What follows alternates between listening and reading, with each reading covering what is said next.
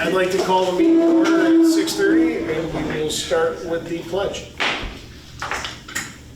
Pledge allegiance to the flag of the United States of America and to the republic for which it stands, one nation, under God, indivisible, with liberty and justice for all.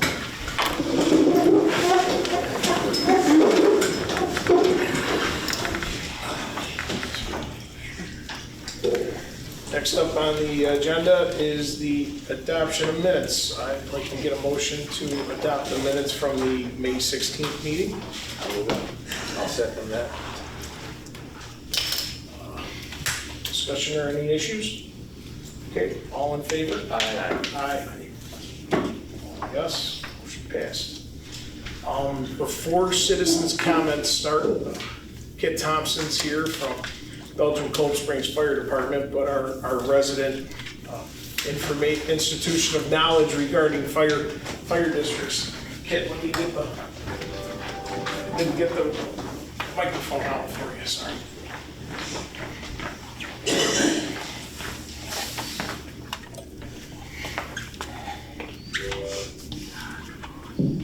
There we go. We think that's working? Yeah. Actually, I had requested Dave Deniston, who is the second vice president of the State Fire District Association, to come tonight, but he had a funeral and he had to attend. So I'm filling in. Dave on Tuesday testified in front of a congressional committee in Washington. I took some of his information.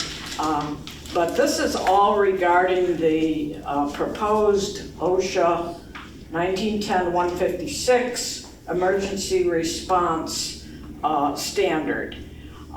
The original standard was published in 1980 and was a fire brigade standard. So now a lot of years have passed and a lot of events, 911 and a lot of things have occurred, but it took them a long, long time to develop this standard.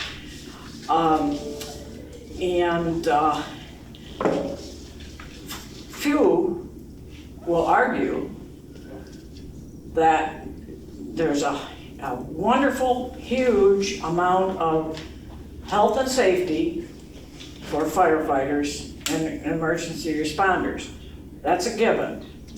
There's a lot of good stuff in here. It's just that we feel they've gone a little overboard. So who would be covered?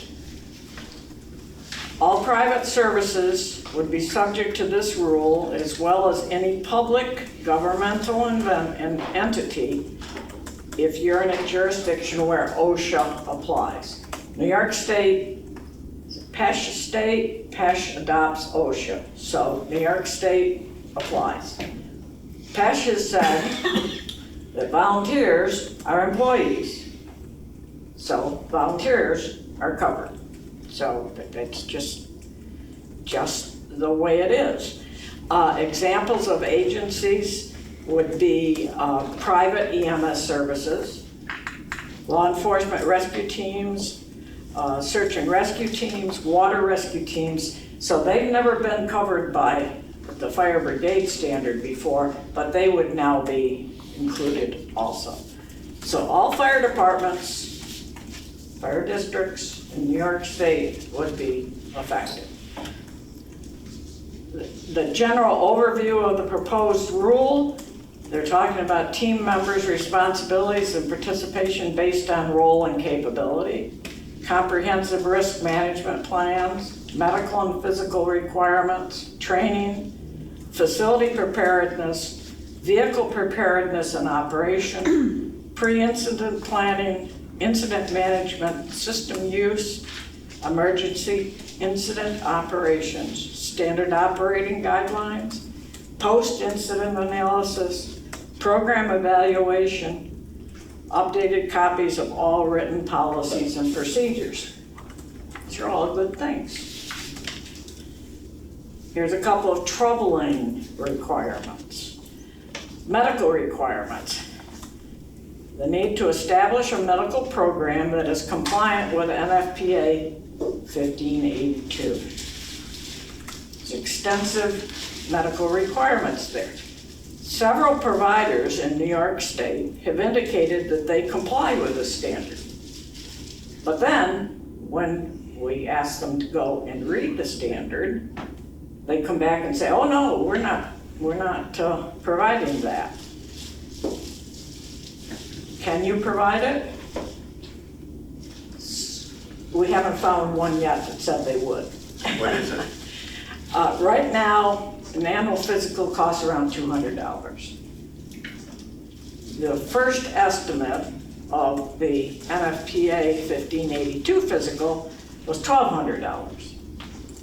But there are those that are saying that if you go to the extent of all the things in the 1582, talking about closer to $4,000. How's a volunteer fire department going to afford that? So another thing is an ongoing health and fitness program. You shall appoint a health and fitness officer or manager who is trained and qualified to oversee member health and fitness. You have to provide the opportunity for members to exercise while on duty. Well, this is problematic because VFBL, the Volunteer Firefighters Benefit Law, will not cover firefighters while they exercise because it's not part of their firematic duty. Well, there's a real issue. We also have to provide education and counseling regarding health promotion of all responders, execute a fitness assessment for each member every 3 years.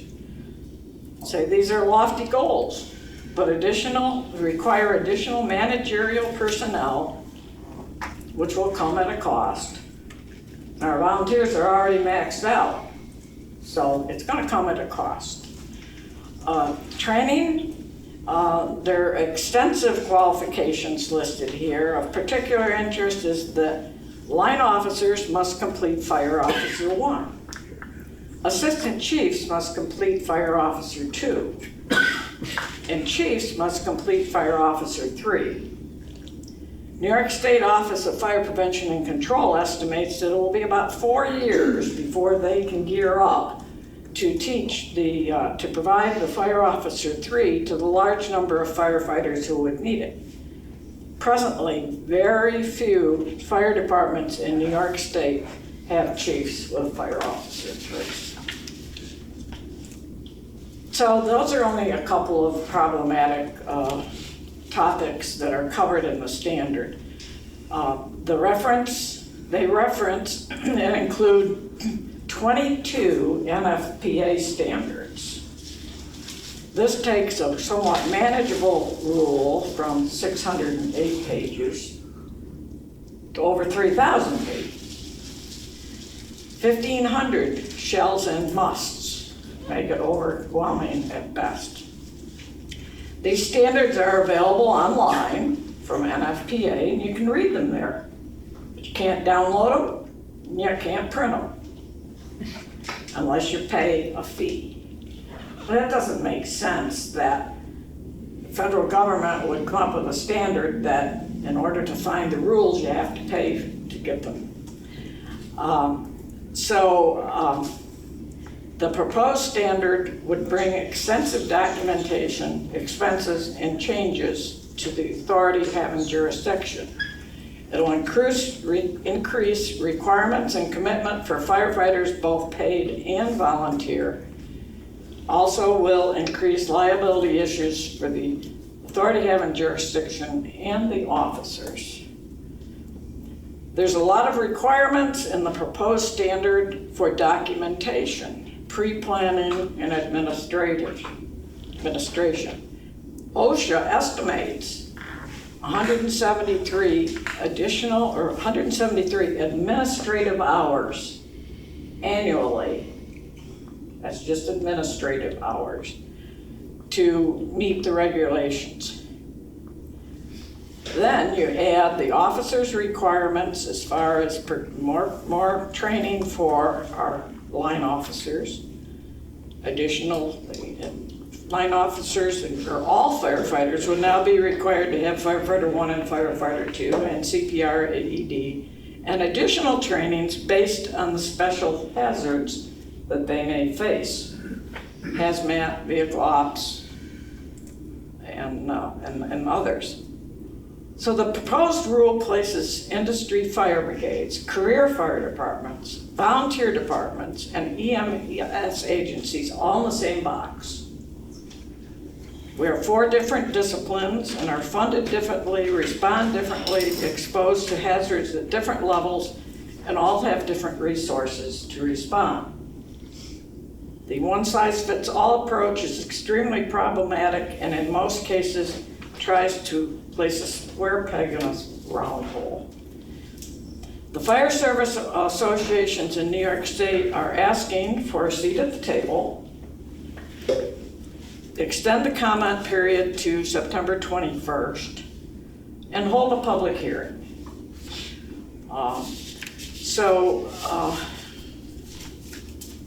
These are my thoughts, my view of what might happen. Some fire departments will continue as is because they don't even know about the new standard. Some fire departments will acknowledge the new standard, admit it is unobtainable due to lack of personnel and finances. Some fire departments will make an effort to comply with the provisions that they see as low-hanging fruit. Some fire departments will struggle to comply and hire additional personnel to supplement the volunteers and increase budgets and ultimately taxes. Many departments will recognize their inability to comply with the provisions and choose to consolidate with their neighbors or to disappear from the fire service. Many volunteers themselves, who are already stretched to the max, will disappear. The public is not safer when the federal government forces the shutdown of emergency response units through unfunded mandates without providing an alternative that would fill the gaps created by the units it puts out of business. So what can you do? What can we do? Make comments on the OSHA site about your feelings about the proposed standard. Right now, there's over 1,600 comments on that site. On the front page of the State Fire Districts Association website, there's a link to how to make a comment. You go to the OSHA website, there's a green button. You click on the green button and it takes you right there to make the comments. The association website is afdsny.org, and that's for Association Fire District State New York, AFDSNY. And anybody can comment. Anybody can comment. You can say, I'm a member of the town board, I feel this, or I'm just a private citizen and I feel this. But this is going to apply to all 50 states, right? No, it does not apply to all 50 states because not all states are OSHA states. But it applies to New York State, definitely. And it applies, oh gosh, I've seen the map, over half of the states. So is our congressional representative aware of this? Yes, yeah, we've been having webinars since January. And we talked about it at the Lysander Public Safety meeting, and I think that's where Kevin picked it up and said, hey, can we have somebody come and talk about this? Right. Yeah, Councilor Dross is the one who asked, and it's, getting it out to a public eye. Not everybody gets a chance to attend fire commissioners meetings, so hopefully people on PAC-B will see this, go to the website. It's not hard, you can Google it, it's not anything difficult to find. speak your opinion and, the This is the cost that will be- buzzword right now for the fire service since January. Dave Deniston, when he became aware of this, it's really gone above and beyond to, I'm talking about 3 or 4 webinars a week. National Volunteer Fire Council is involved, New York State Chiefs, FASNY. It's a widespread grassroots movement. I'm very glad you made us aware of the details, and I hope the public does their bit, because, I mean, it's one thing to have the best, all of these requirements in place, but if that makes the firemen go away, they're not any safer. Or your cost triple or quadruple or. Yeah. And we're not arguing with wellness and safety. No, right. It's necessary. There are some things in here that have been needed, and we realize that. But it's just that, it's all encompassing, and it's going to be a real problem for smaller volunteer fire departments. No It's question. hard to put all those eggs in that one basket, depending on the area you're in. Yep. Kids, I'm just curious, are you folks picking up any kind of sense where New York State is on all of this? Well, they've talked to PESH, and PESH said, we will adopt the OSHA standard. That's it? Do they want to go out on a limb? No, they don't want to go out on a limb.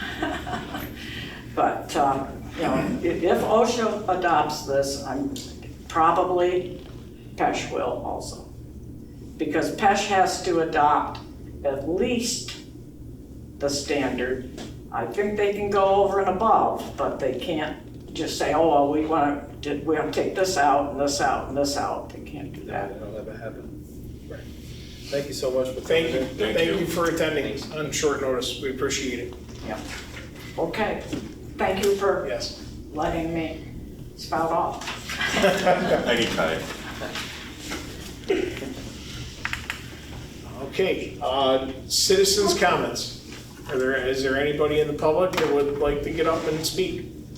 Feel free.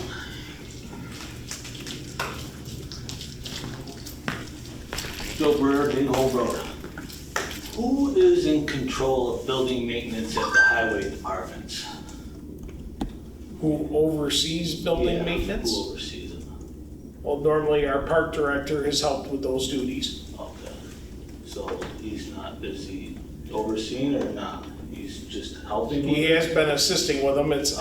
There's no formal paperwork or information that says that's his specific.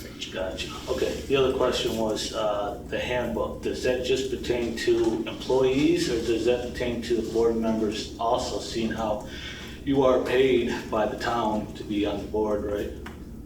Well, if we're gonna talk about the handbook, I mean, can we talk about something people were told not to sign? Because I guess it's a right that That was if the you union. you choose not to sign it, you don't have to sign it. Said none. So, I'm just asking a I question. mean, I guess employees can choose not to sign it. What about, okay, so there's no rules for you guys. So a board member could threaten a public, a town resident, is that? Well, it probably wouldn't be a great political move, but I mean, I'm just wondering if it's well, allowed. it's no different than anybody threatening anybody in the public, getting out of a vehicle and yelling at somebody. That okay. happens. Okay, I just need that on the record. Thank you. Thank you. You guys got your own set of laws that you have to worry about. And we don't abide by the way people. Yeah.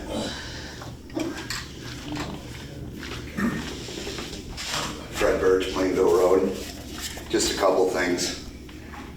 Yeah, it was regarding the political fallout. That only matters if you're running for re-election. If you have no intentions to run again in 3 or 4 years when your term is done, then there is no political damage. Well, absolutely. Some people are tasked with taking a job and they might not necessarily care if they get reelected. I mean, you know, I didn't take the job thinking I'm gonna get reelected No, in this is 4 not. years. If this is personal. No, this is I'll not. throw it out there. No, I'm gonna run the town the way No, I see Mr. fit. Supervisor, this If is the people- comment. Well, excuse me, Mr. Birch, I've let you talk, give me a chance, and so we can go back for it, I'm not taking your time away, don't worry. Count your 5 minutes every 2 weeks, I can handle it. I don't worry if I'm gonna get reelected in 4 years. I've run enough times for political office that if you think I was worried about election or reelection, that doesn't pertain to me. I can't speak for the rest of the people on the board, but I'm up here to do a job. People want to make it difficult, people don't want to give me enough time. 5 months hasn't been enough, that's okay. I'm here for 4 years. You can try to bomb me out, it's okay. So you can continue. Thank you for your time. I appreciate that comment. To be honest with you, my comment was meant for the other 3 members on the board. It's specifically not you, What to are be you honest talking with you. about, Mr. Birch? Excuse me, but Well, you know, we what are you all know talking you're a little bit long in the tooth, you're never gonna run again. But that doesn't mean anything. So what's, so You know where, what, this is inappropriate. what's this So about? my comment was meant for the other 3 No, board you know members. what, you're entirely inappropriate. Don't tell me I'm And you've never involved been in the- inappropriate. You weren't inappropriate at the last meeting when you tried to chastise our town clerk. I'm not. You weren't inappropriate when you tried to So, belittle Mr. Birch, our neighbor, what Mr. do Halford, you at a have, meeting. what do you Come have on, for the Bob. town? And please don't tell me it's about the park director, because we've all heard that. Okay, I notice on the agenda here that we're hiring 2 new park attendees, and I'm wondering, Jesus, didn't we just hire 5 new park attendees like 6 weeks ago? Did we got that much activity in the park that we need like 8 other employees besides the park? People come and people go from it. Okay, And like it's up to somebody the park went, director so to we hired decide how somebody it's- last week and they lasted 1 day, and then the very next day they were hired in North Syracuse Parks Department. So they lasted 1 day, so. are As these- my previous owner, when I worked for, and you did too. What was his famous quote? Lincoln freed the slaves in 1865. People can come and go as they choose to jobs. Nobody is beholden to a job or a position. No, nobody's made to stay anywhere. Okay, I appreciate that. Okay, so usually before I come down to the town board meetings, if I do happen to ask a question, 99% of the time, I do know the answer to the question before I ask it. So that being said, I'd like to ask if there's anybody on the town board who would like to raise their hand and acknowledge to me in the public that they have had direct communication with our zoning department regarding any single aspect of my property located on Plainville Road. Pan the board with the No, camera. you don't tell the PAC-B So what to nobody's do. willing to raise their hand that they've had direct communication with our zoning department regarding something to do with my property. Okay, Okay. We can all see that.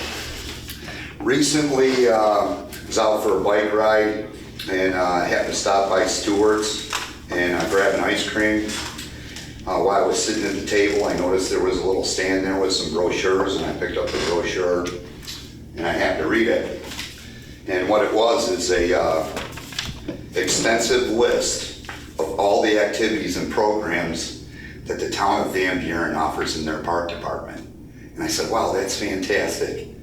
Van Buren put a brochure in the town of Lysander so our residents can see it and might happen to frequent that. So I said, I wonder if there's any other establishments in Lysander. Sure enough, I went to 20 different places in Lysander and Van Buren. I found these flyers everywhere.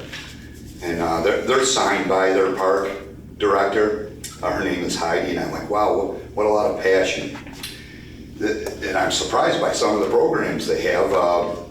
I can see on here that they have outdoor martial arts and karate program. And I heard a rumor that the town of Lysander was gonna start an outdoor karate program, or somebody had seen karate uniforms in the parks truck or something like that, but I haven't seen it advertised anywhere or anything like that. Is anybody aware the town of Lysander is starting a karate or martial arts program? if the park director chooses to answer, he can. You can call him privately about the programming at the parks. Okay, last line of questioning. I don't know how much time I have left. A minute. Okay.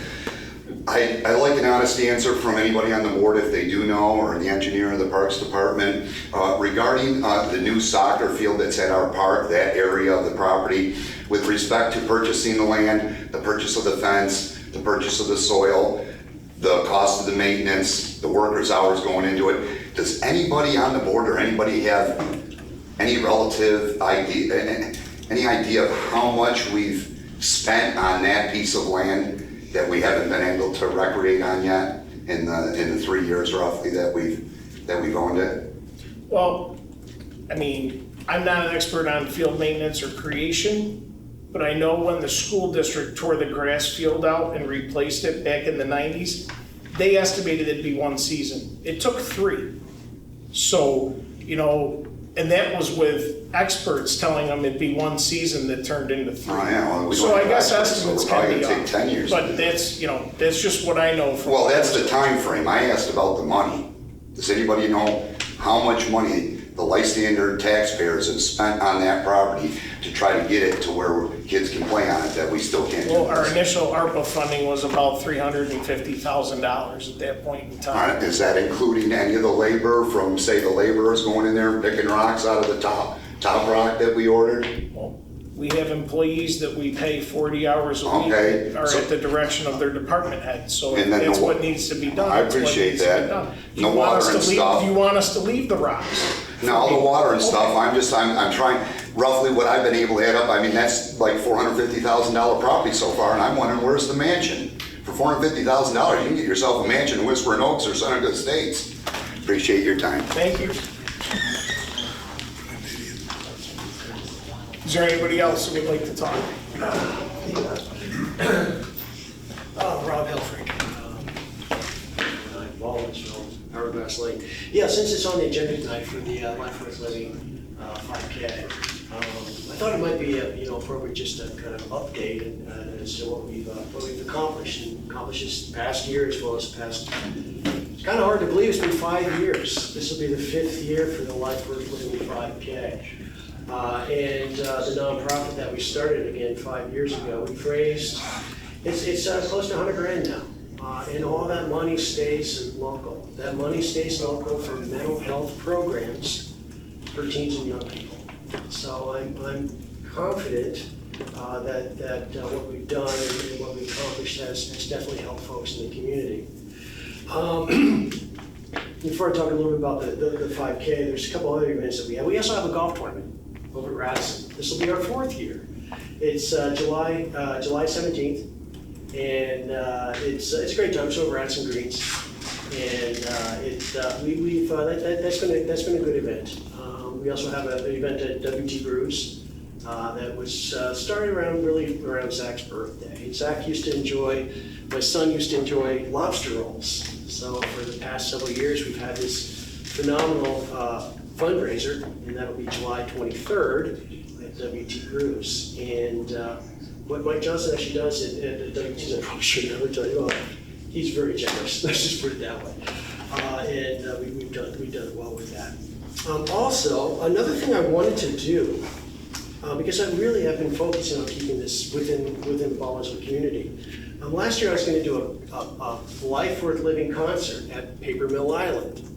And but I found that it's really kind of cost restrictive when you start adding up the cost of security, lights, sound, porta potties. It really got, you're talking about $9,000-$10,000 budget. So unless you book the right band and hope it doesn't rain, you can really lose your shirt. Although that would have been a phenomenal opportunity just for raising awareness. But lo and behold, we've been named the sole beneficiary of something called Fox Fest. And Fox Fest is held August 3rd. This is going to be, it's their 14th year. It's going to be their final event. It's a full-day music festival. It's both rock and country. They have an act actually coming from Nashville. And we're going to be the sole beneficiary. So that's a great opportunity, not just to raise money for the endowment and some of the things we're doing, but it's going to be several thousand people there. So that's going to be phenomenal. But really, our premier event is this Life Worth Living 5K walk. And my son Zach used to work at Abbott's. That's why it's held there. And really, the most poignant aspect about the event is what we call the Memorial Orchard. We have, it's when we started it, 5 years ago, I think we had maybe 20 memorials through the apple trees, Victoria memorials. And these memorials are either local folks who had succumbed to suicide and their families wanted a memorial event, or they have local ties to loved ones with local ties. And so now it's up to nearly 60. The youngest is 12, and the oldest is 72.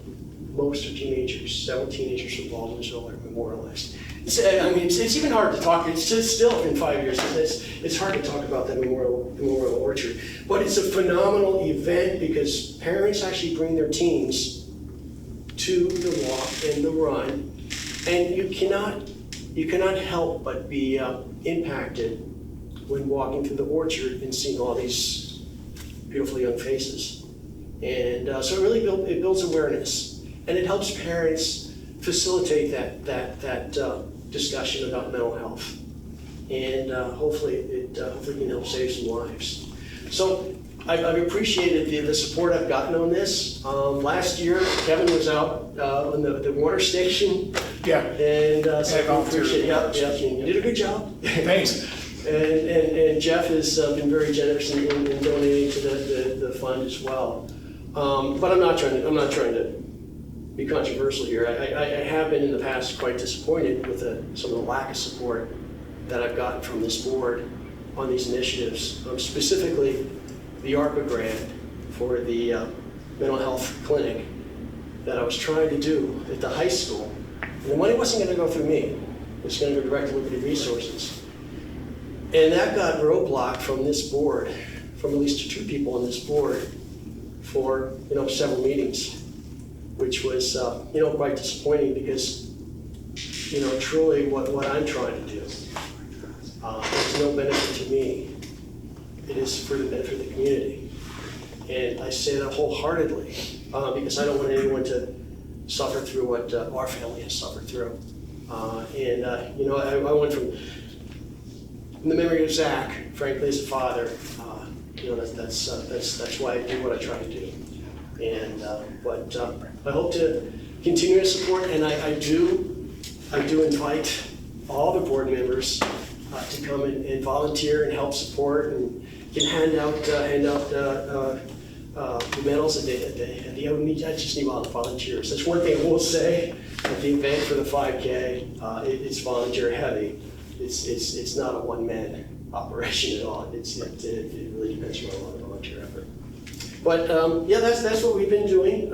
It's hard to believe again. It has been 5 years, and I think I know that we're certainly making an impact, and hopefully helping kids and young people in this community.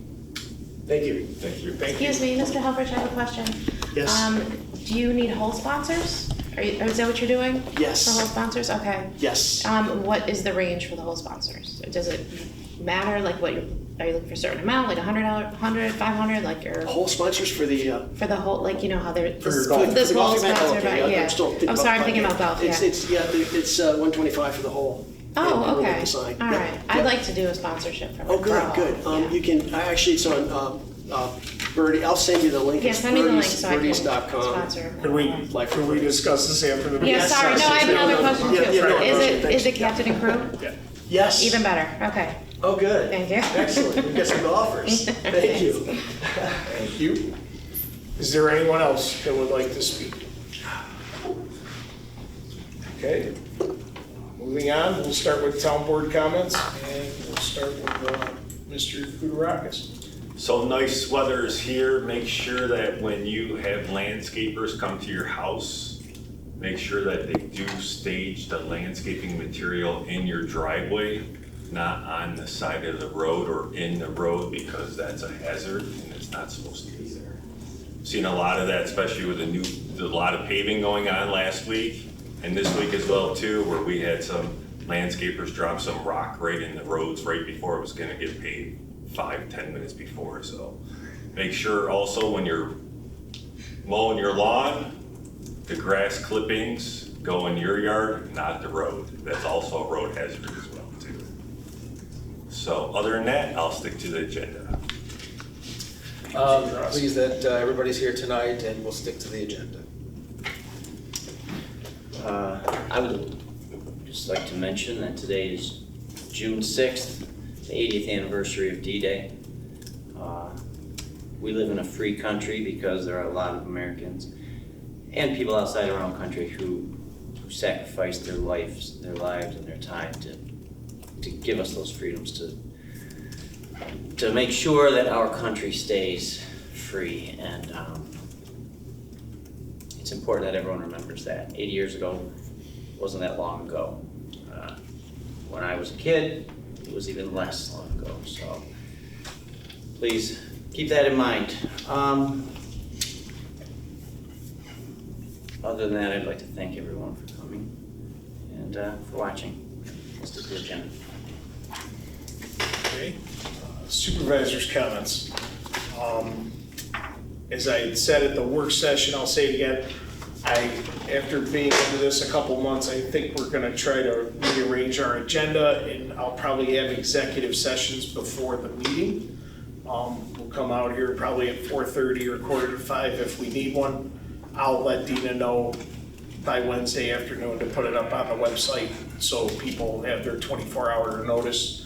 And then we'll come out to the work session at 5:30. So if you get here early and we don't have court security or security, you might find the front doors locked. I don't want just people being in the room unattended. So be patient. So, we'll come and unlock the doors at 5:30 if it goes that way. The other way with this, I think the school board likes it because if you do end up having to make a motion, you don't have to come back out an hour after everybody left to create a motion. You just add it to the agenda. So that's the first part. Councilor Moore, thanks for bringing up D-Day remembrance. Next thing, last week we attended the Memorial Day Parade in the village. One thing I would like to say is I attended the ceremony after at the cemetery, and if people haven't attended it, they should try to take the time. I think next year it'll be on a Friday, so there won't be a lot of reasons for a lot of people to not be able to attend, not being in the middle of the week. So, come down, watch it. It's a great service that the Memorial Day Parade Committee puts on. Very few people do a lot of work, and it's not a 1 day or 1 week thing. Linda and Tom Ross work very hard getting that together and making it what it is. And like I said, if you have the time, bring a chair, go down. It's only about an hour. They usually start at around 6:30, 7 o'clock after the parade starts finishing up. It's a great thing to see. For Memorial Day, I also got to attend the 174th Attack Wing. Did Memorial Day commemoration back about the middle of May to not interfere with a lot of other parades. It's one of the first times they actually reached out to elected officials. I didn't know if it was a personal invitation. After we talked with them, they're looking for more elected officials to come. So next year I'll be trying to, get our town officials, our village mayor Stebbins attended with me. It was very interesting to see what they do over there, the training that goes into the drone facility, and they bring people from all across the country to come here and train, and they're not just a weapon of war. They use these, because of the training, they have to have so many hours. They're using them in wildfires, California, being able to look for hot spots, and they told us they can keep them up.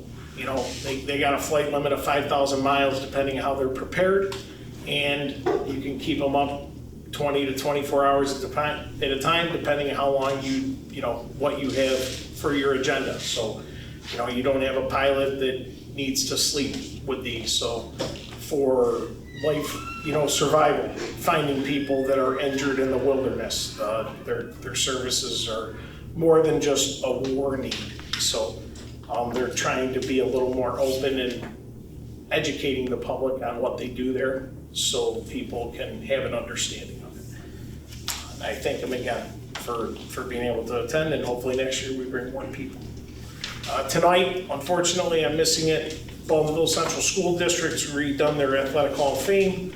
A couple people I actually graduated with, Jay Grilly and Chris Lindsay, are being inducted. Phenomenal athletes. Chris Lindsay played Pop Warner football with me. Went on to be a college lacrosse goalie and got inducted to Georgetown's Hall of Fame. Phenomenal athlete, Jay Gurley. If you haven't heard about him, you must be living under a rock for the last 25 years. So, and Brian Corcoran, a little older than me, phenomenal. There wasn't a sport he couldn't play.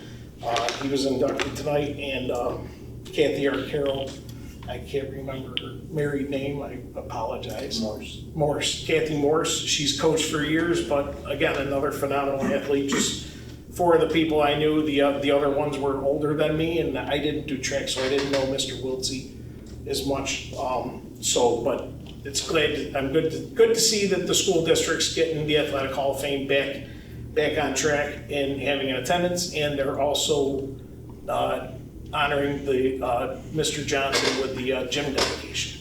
So, but many years in as wrestling coach, and then went on to be the athletic director. Great man. So, next up, next on June 20th, we will be doing our 2023 final budget modifications. Colin, our comptroller, will be here to go over that. And then on July 18th, we will have, Colin and I will present the 2023, budget, where we ended up, what we've done, where the fund balances are. All of this stuff's available on state website, state comptroller, but we're gonna give a presentation for the public to see. Other than that, I'll keep moving on with the agenda. The next item on the agenda is department head reports. Mr. Rivazigno. Mr. Merrill. We have numerous programs that registration is open for. All information for those programs are available on the website and on our Facebook page. Also, that information gets sent out to Peach Jar, which reaches all of the families within the school district. Some of the more recent programs that are coming up sooner, I guess.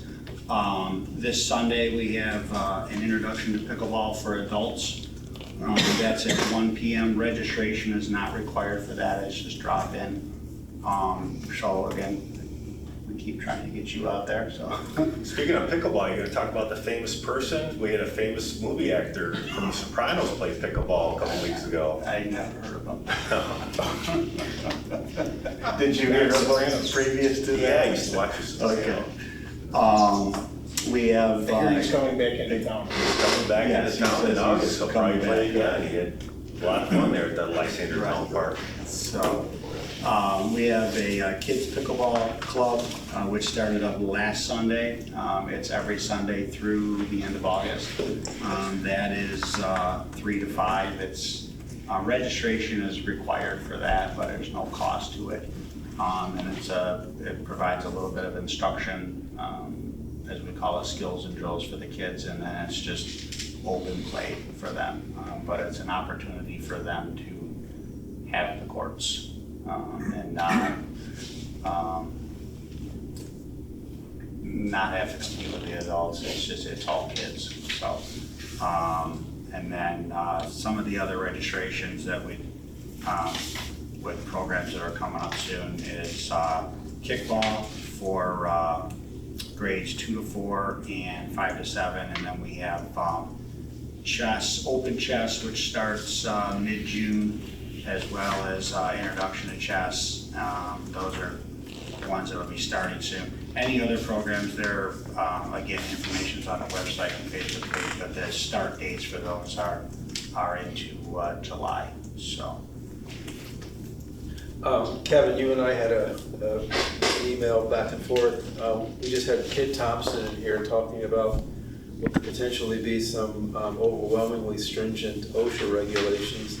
But you have a similar situation with the AED requirements, and I had asked you to be prepared to at least explain to our community what that might mean in terms of recreation programs that are hosted by or run by volunteers. Right. You want to talk about that a little bit? Yep, I'll make mention of that. I still have just limited information on that, and I'm still in the process of coordinating a meeting that can bring at least the lead representatives from BISA, which is youth soccer, youth lacrosse, Pop Warner, and Little League. But the regulations that are coming down from the state on primarily the youth sports organizations, and then organizations, schools, parks departments that would provide all day, or any other businesses that would provide all day camps. It doesn't really, the camp issue doesn't pertain to our parks department, nor does the regulations don't really affect the parks department as much as they do the youth sports organizations. So this was a law that was passed in New York. It was presented, or it was introduced by Senator Mayer out of the Hudson Valley area. And the primary points out of that law was that youth sports organizations had to implement a plan for making available an AED unit during their practices or games. They also had to provide, as part of their implementation, they had to provide at least one, whether it be an employee, a volunteer, a parent, they had to provide one individual that was trained on that AED during those time periods. Then the final piece of that legislation was that those organizations had to provide within that plan how they were going to maintain their records, an equipment checklist, and cardiac emergency protocols.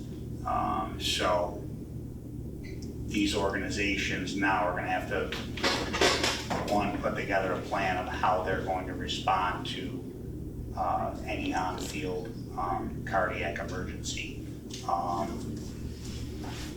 And so that's what's coming.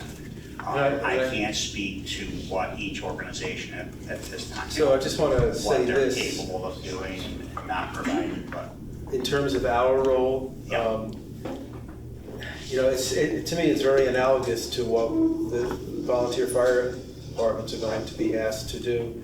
And I'm not saying that we ought to say to these volunteer groups, oh, well, figure it out. Right. I think we need to be here to help. Right. And I don't know what that might mean, Kevin, Right. but it's not really fair for some dad who's coming home from work to coach a lacrosse practice Right. to have to be AED trained unless we can provide or someone else can provide that level of support Right. there. So And I hope that's keep one of us the- posted on Yes. what you're doing. Yeah, and that's one of the benefits of these organizations having practices and games at Lysander is we have an AED. Right.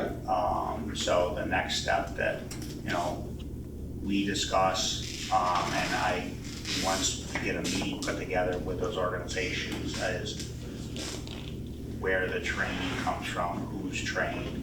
I know that we can make our AED unit much more available than what it already is. So that's part of that legislation that's coming, and that's the purpose of the meeting that I'm scheduling with those organizations, to see how we can all work together so that it still allows them to I mean, I don't know what the remain rest of the viable. board is feeling, but I just don't want these folks, these volunteers to say, there's no way we can do this. Right. And, then, so keep us informed. Absolutely. All right, thanks. All set? That's all. Okay, thank you. Teresa, I'm gonna get to you last. Yes, that's okay. That's okay. Town engineer. Nothing this evening, thank you. Town clerk, All set this evening, thank you. okay. Teresa, Okay.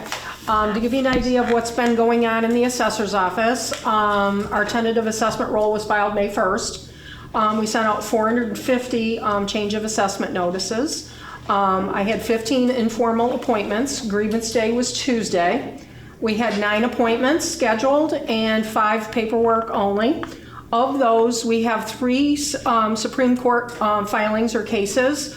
One is McLean. They shuffle in and out McLean over the past few years. We have a special franchise complaint because they don't realize that they actually have to complain to the state for that value, and for 2 years they've complained to the Board of Assessment Review, which gets them absolutely nothing. And we have a solar farm who is arguing that they want the exemption on the solar farm that the Baldwinsville School District has opted out of. So a couple of them are a little questionable. Our final roll will be done on July 1st with the assessor's annual report.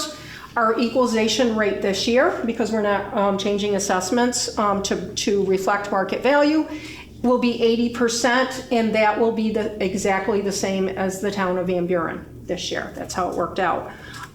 When we increased the limit for our senior citizen exemptions last year, we're going to have approximately 200 more renewals in-house to process for senior citizens who now qualify for that exemption. And just for a little transition planning, I'm thinking you talked about some of this at the work session, if I'm not mistaken. The shared agreement with Van Buren actually just expires in December of 2027.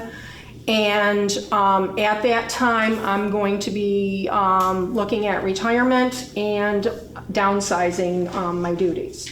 So I gave Kevin a heads up and the supervisor in Van Buren a heads up that this is coming down the road so that we have some kind of transition planning. I put together a packet for you. We actually have a data collector who's joined our staff. And she has taken it turns out she's taken a lot of the training that she would need to take to become a candidate to be an assessor. And she may be willing to take my place here in Lysander when that day comes. And what I put together for you is the certification training requirements from the state, which is basically the classes that they have to take. And she's already taken 3 of them. Plus, she's already taken additional things that will help her in her duties. And you have certification. There are minimum qualification standards to be an appointed assessor. And there's four different items. And one of them is to actually be certified by the state as a candidate to be an assessor. And that happens when you have taken the basic training, you meet the qualification standards, but with experience and that kind of thing, but also that you've taken the training that's required before you actually take the position. And they're basically what would be needed are what we call the valuation courses. There are 2 valuation courses that you have to take in succession, in order. And then because we have a greater proportion of farm properties in Lysander, she would have to take the farm appraisal course as well, and mass appraisal is now a requirement. So those are the courses that she lacks.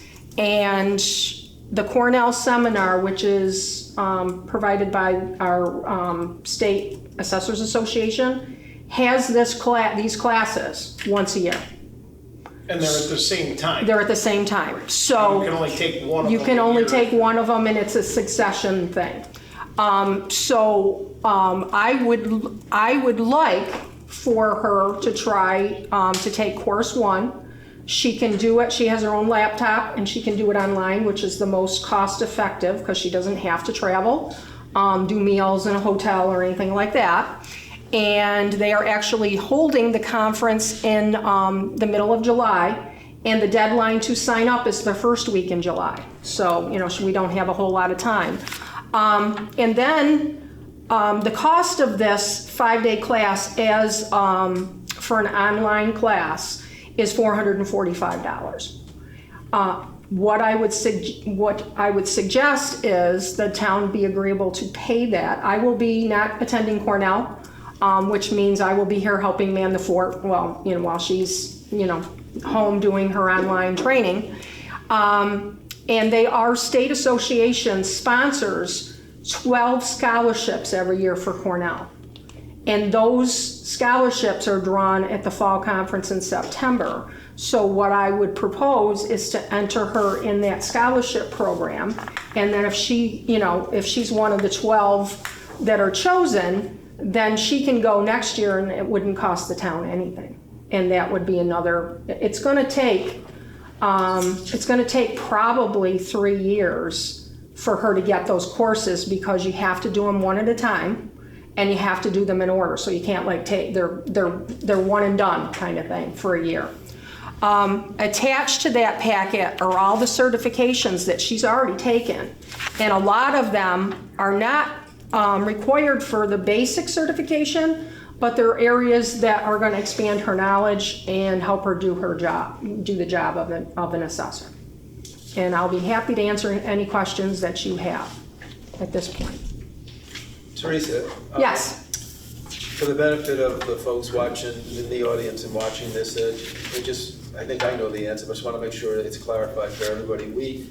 The town basically throws assessments on a regular basis, but you mentioned there's about 450 increased assessments. So correct me if I'm wrong, that only occurs if you've made an improvement to your property. Yes, correct. Yes. And that way it increased the value. But yes. If what's not happening and market, hasn't happened is this general... the market value assessment changes. Oh, my assessment went, well, yes, because you put a swimming pool. If we have missing inventory, which means, we find out you finished your entire basement, that kind of thing, that's one of the biggest things that we find out after the fact.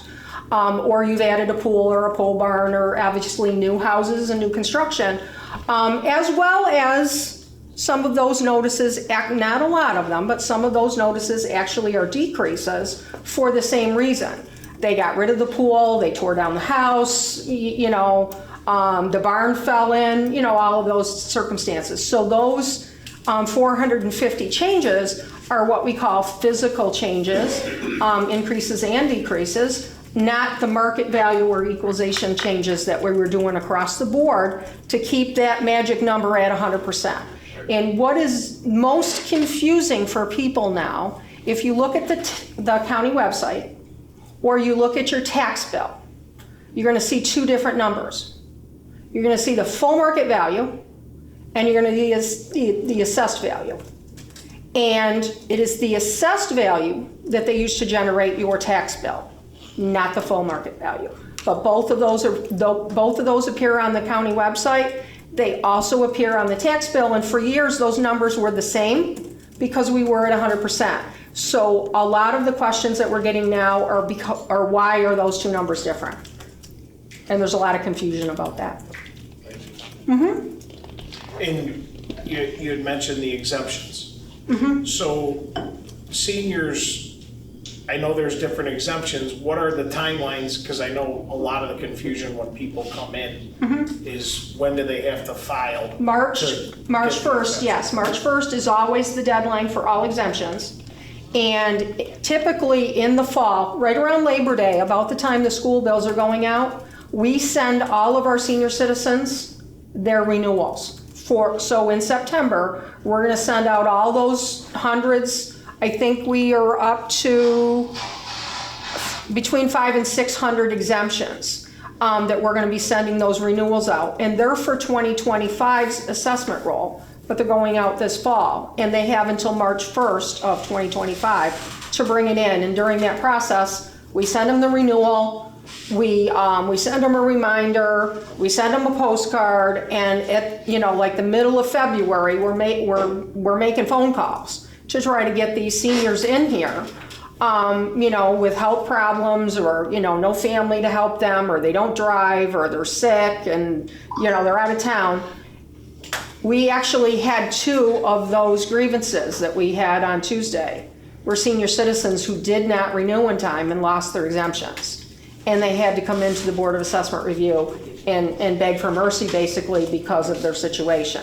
So we try to have as few of those as possible. The law does not require us to do anything other than to send a renewal.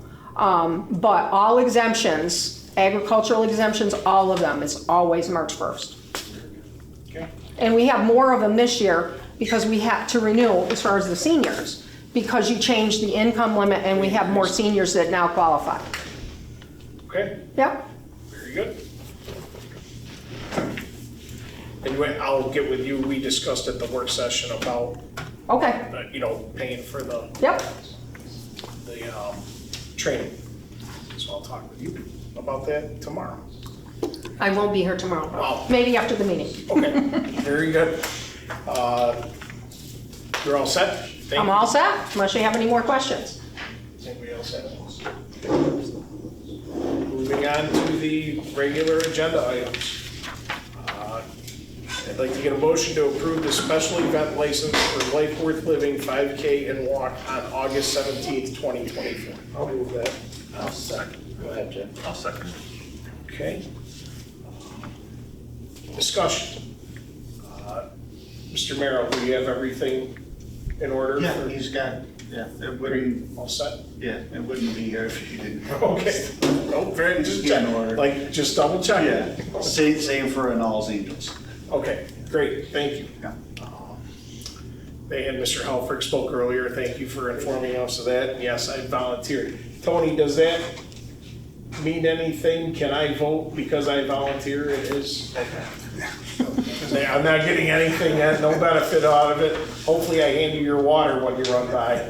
So, that's it, I'm not out there holding a Kevin Road sign or nothing. So, okay, all in favor? Aye. Yes, motion carried. Motion B, I'd like to get a motion to approve the special event license for Annals Angels 5K on August 31st, 2024. I'll move it. I'll second it. Discussion, everything's in order, I don't think there's anything else. All in favor? Aye. Aye. Yes, motion carried. Motion C, I'd like to get a motion to authorize the town supervisor to sign the contract change order number 1 for the LED streetlight conversion energy performance contract in the amount of $9,572.13 with John Danforth Company. I'll move that. I'll second it. Second. Discussion. Al, I think we covered everybody's questions at the work session, but this is when did we start this, 2019? Bond was 2020. 2020. Yeah, the discussion and bidding was 2018. Okay. 4 years into this. Okay. All in favor? Aye. Motion carried. Passed. Motion D, I'd like to get a motion to reduce the punch list security requirement for Highland Meadows, AKA Lysander Preserve, phases 3 and 4, to $27,000 as recommended in the town engineer's letter dated June 5th, 2024. I'll move it. I'll second it. Okay. Discussion? I think this is pretty straightforward. Everything's been taken care of. They have some open items, so we're still requiring some security, but. Okay. Okay. All in favor? Aye. Yes, motion carried. Motion E, I'd like to get a motion to appoint Nathan Palmer as rec leader in the Parks and Rec Department at an hourly rate of $16.94 with a starting date of 6/1/2024. I'll move that. I'll second it. Discussion. Mr. Merrill, is this like a seasonal position? It currently is. Okay. I was just checking, what's the hours? Is it 35 hours a week or 40? It would eventually be 35 to 40. Right now, he's like 25-ish. He's finishing up an internship and still finishing up a class, so he's Okay. at 25 some hours. Very good. Thank you. Does anybody else have any questions?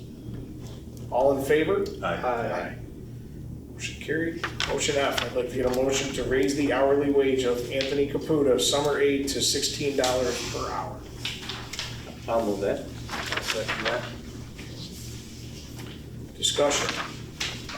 Mr. Caputa's been an employee, he's a returning. It's his second summer, and he's been very reliable, dependable. He's been doing a good job. His primary hours are evenings, Okay. weekends. And that again is a seasonal employee as needed. Okay. Any other questions? All in favor? Aye.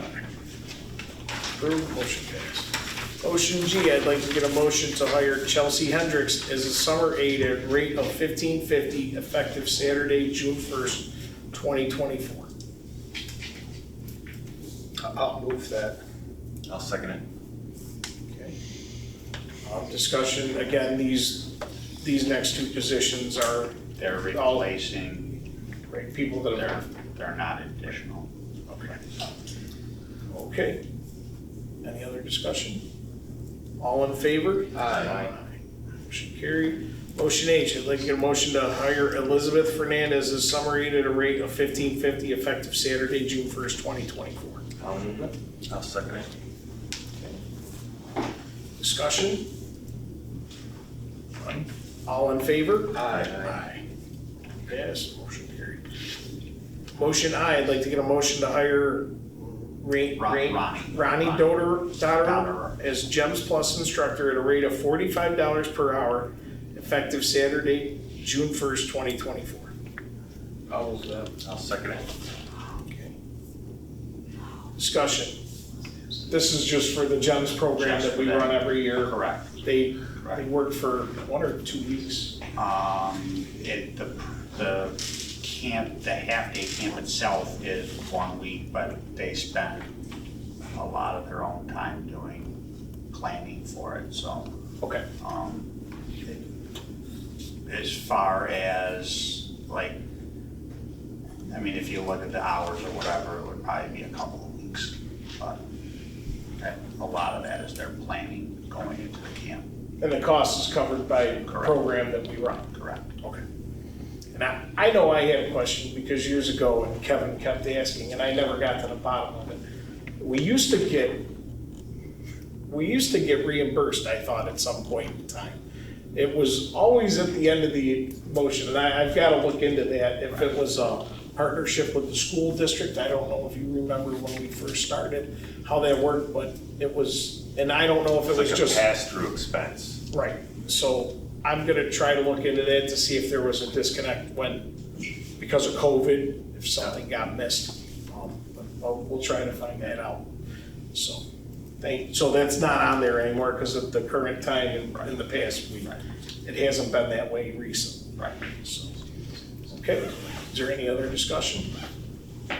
All in favor? Aye. Motion carried. I'd like to get a motion to hire Leslie Cartier as GEMS Plus instructor at a rate of $45 per hour, effective Saturday, June 1st, 2024. I'll move it. I'll second it. Okay. Discussion? Being none. All in favor? Aye. Motion carried. Motion K, I'd like to get a motion to declare the following item surplus. Lenovo Think Center PC tag number 1209 from the assessor's office. I'll move that. I'll second it. Discussion. Is that an antique to it? Just joking. How old's that computer? I don't know, I believe it was. I think it was Greg's. It was Greg's old one, yeah, computer. yeah, Right. yeah. So That would be So old that- 2000, we got those in 2013. right. Yeah. And it's so old that we can't get into it because if you don't know the password, you couldn't get into Windows 7. So Yeah. not knowing what's on the hard drive, it will be destroyed the proper paths. You know, the computer went off to the dustbin at the highway, but the hard drive will be destroyed properly. All in favor? Aye. Motion carried.